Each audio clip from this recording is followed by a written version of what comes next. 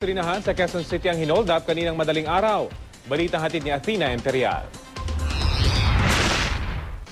Walang nagawa ang mga empleyado ng gasolinahang ito sa White Plains, Quezon City nang sa pilitang kuhanin ng riding in tandem ang kita nila pasado alauna kaninang madaling araw. May dumating po na motor, rouser po na itim. Dumating po ng 138, nagpakarga po ng 300. Nung magbabayad na po siya sa cashiers booth, doon niya po nagdeklara ng hold up.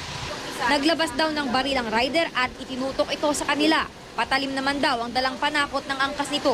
Matapos nito, binatukan pa raw ang kasamahan niyang gasoline boy at pilit pinabuksan ng mga lalaki sa kahera ang booth kung saan siya nakapwesto.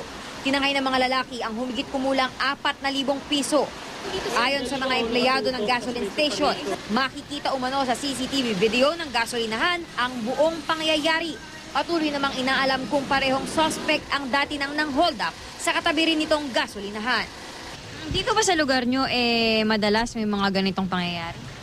Opo, yung nakaraang buwan po yung Caltex po na hold up din. Athena Imperial, GMA News.